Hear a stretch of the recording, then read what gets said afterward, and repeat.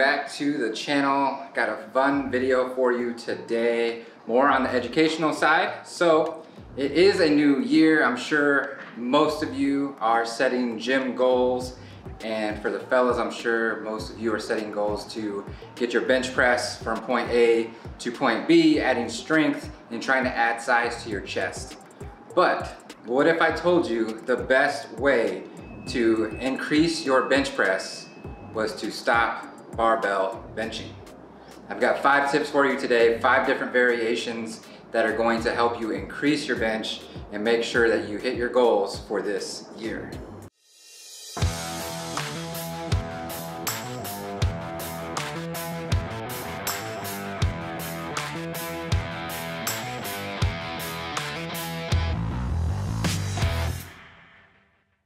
All right, so first method we're gonna attack is going to be a pin press. So what happens with that is you're gonna wanna set up whatever spotter arms you have, whether you're in a full rack or if you're in a half rack like this one here.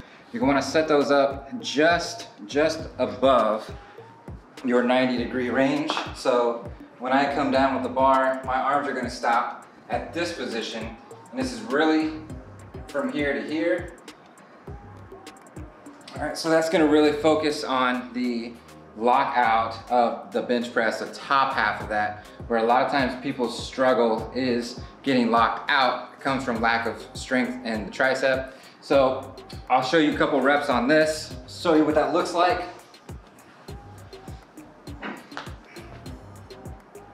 So again, it's gonna stop right here. I let all momentum stop, all right, so there's no momentum. The press and all of it's gonna come from here up. All right, so the big key is control on the way down. So you've got a little bit of an eccentric and then quick explosion on the way back up.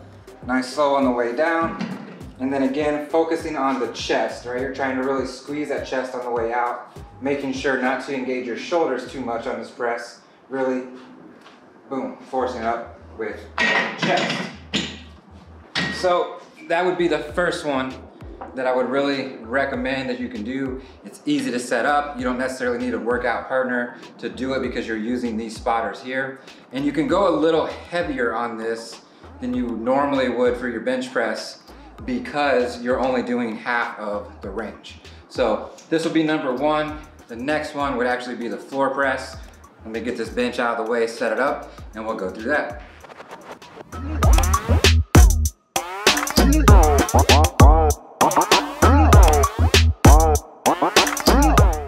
So now for this next one, again, taking advantage of these spotter arms that I have, you're basically going to use this as your unracked position, and you're going to go to the floor.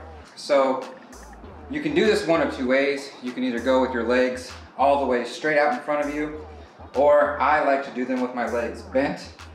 Allows me to focus on keeping my core tight, keeping my low back pressed into the floor. And then the floor is gonna act as your spotter here. Same thing with the shortened range of motion. As I get to the bottom, you're gonna see that my elbows obviously are gonna get to the floor. The bar is gonna be just about this far off my chest. And then again, working that top half of the bench press.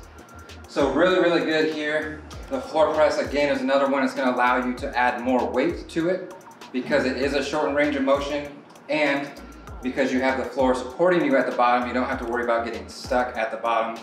You can get to here. If you get stuck at the bottom, you can roll it out. All right, so let me show you a couple reps here, show you what that looks like. When you're lining up for your bench, you want your eyes to be just to the front of the bar. That will make sure that you don't get too far out in front of the bar itself. Lift off here. Again, nice, slow, controlled eccentric motion on the way down. Both elbows touch the floor, and then focusing on that chest drive on the way back up. All right, so nice and slow here. Touch the floor, press back up, and one more here. Engage the chest first, press up, and then when you're ready to rack it back, you go right back to those arms, lock it in position, and you're good to go. So floor press, number 2, like I said, allows you to really overload the muscle a little bit more than your traditional bench press because of the short range of motion, and it's gonna help you with that lockout.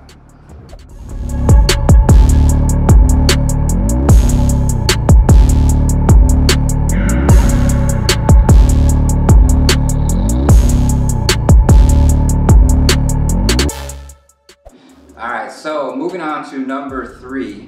Now this is a movement that most people are going to be familiar with, but what I would highly encourage you to do is, if you get to a point where your strength gains kind of stop, switching to dumbbells for like 8 to 12 weeks of your programming on your chest days instead of doing barbell, going to dumbbells will really help you, because it's going to allow each arm to work individually, all right? So you can't quite load as much weight in this, but on a single side lift like that, that's kind of the point. And it's going to work your imbalances and get rid of them, so that when you get back to a barbell press and your both hands are working together, you no longer have that side to side. You're now able to focus on both arms at the same time and get more out of that press. As far as range of motion goes, you also have a little bit more variety. So your traditional barbell, your hands are going to be locked in a position. With these dumbbells, when I'm ready to switch, if I want to go to a neutral grip, I can turn my hands in and I can go here, I can press. If I'm comfortable here, I can go same position here. The other thing that's really nice is being able to go single arm presses, one at a time here. All right, so we're changing the time under tension, which allows greater strength gains there.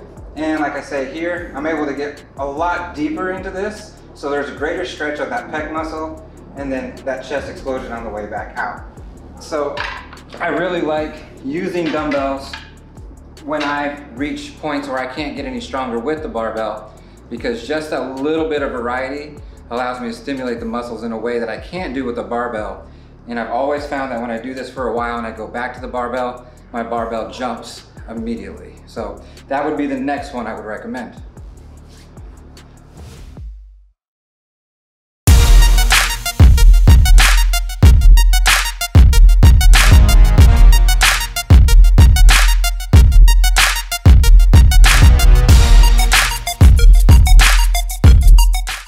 Alright, so number 4, we're switching it up. Now this is going to be really unconventional, especially for you guys that focus mainly on bodybuilding lifts.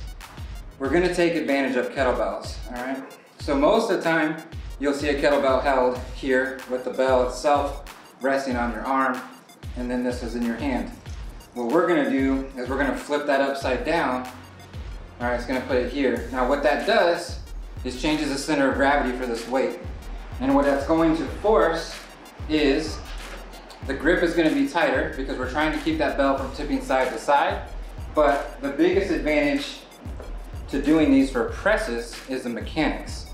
It's going to force you to slow down in your press, and it's going to teach you proper press mechanic. So if you're off by a little bit with a dumbbell or with a barbell, you can kind of compensate for that with other muscles. If you get out of alignment in your press with an upside down kettlebell, it will fall over one side to the other. The other thing that's really great is, like I mentioned, holding on to it here. I've immediately created tension all the way through my elbow, which is already creating tension to my shoulder, which is creating total body tension in my core. And that's necessary, because as soon as I loosen up everything, I start to lose this. If I grip tight, you'll see everything again tenses back up. So let me show you a couple reps with this. Now, not much is going to change, all right? Your press is still your press. So we're going to lower nice and slow. Elbows stay in the same range. And then it's a nice smooth press on the way back up. All right, so we're here, really focusing on those mechanics in the press, making sure that my wrist stays in line with my elbow all the way down. And I'm going to show you what happens on the way back up if I do that wrong. So if I let my hands get ahead of my wrist, you'll see we start going here. Those kettlebells are going back. In order to straighten, I have to get those wrists back in alignment and press up. So, again, really useful tools that a lot of people I don't think use for that purpose. But I have found, again, that with clients especially, that is something that has become super important, teaching proper mechanics a long time before we get to barbells. But if you're in your program and you've been doing barbells for a while, this is something I would highly encourage you to revisit to kind of make sure you're still doing the proper mechanics.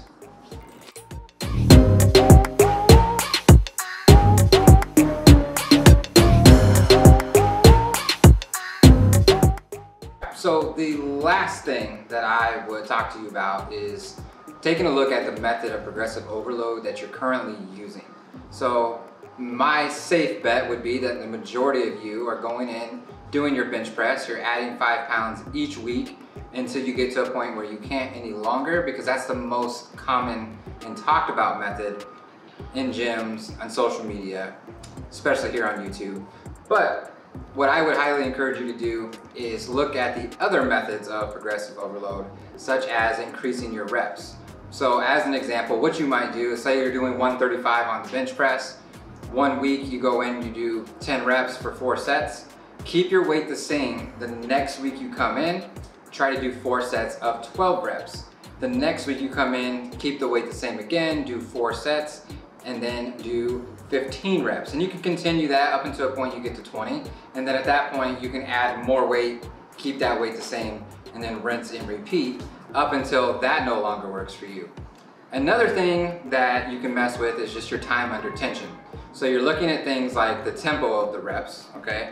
So if on my lowering phase, if I go a 2 count down, a 1 second pause, and a 1 second up, that's a 2-1-1 tempo. Now I can change that and I can make 20-pound dumbbells feel a lot heavier by doing a 4-second lowering or eccentric, right? A 2-second pause and then a 1 second up. So we go 1, 2, 3, 4, 1, 2, and then a quick up. Going that much slower on the eccentric, which is honestly where most of your muscle growth occurs anyways, in that eccentric motion, by slowing that down, it's gonna make certain weights feel a lot heavier than they would normally feel if you were just doing your normal quick reps. All right. Another thing that I would look at doing is gonna be doing pause reps or even half reps. So still kind of messing with tempo, still messing with time under tension, but a different way to do them. And with that half rep, it's literally like it sounds. You're gonna start, you do all the way down, take your half rep up, come all the way back down, and then a full rep up. All right, so you're doing a half rep for every full rep that you're doing, adding the amount of volume that you do in each set. In the pause reps, again, you would go here, get to the bottom, hold for a certain count, whatever count that you decide you want to work on, and then again, you're gonna explode up very quickly. So let me show you one method here with these dumbbells. All right, so if we go from here, and I want to go 4 seconds on the way down, I take a nice pause at the bottom, and then I explode up quickly, nice and slow at the bottom. I'm gonna do my pause again, 1, 2, up nice and quick. All right, so that's making these 30-pound dumbbells feel a lot heavier than they really are, because the amount of time that we're getting a stretch on that muscle. So those are the 5 main ways that I would recommend you trying to increase your bench press for this new year. If you have big lofty goals, you've got to try some new things. As a bonus tip, the other thing I would recommend to you is subscribing to the channel. All right, so if you haven't subscribed yet, make sure you do so. If you liked the video, enjoyed today's content, make sure you give it a thumbs up. That really helps with the algorithm, helps get the video pushed out to a lot more people. And if you guys have questions, or if you're not sure about something that I talked about, you need more explanation, feel free to leave a comment down below. That's all I've got for you guys today. Good luck with your bench press, good luck with your goals. I'll see you at the next video. Peace.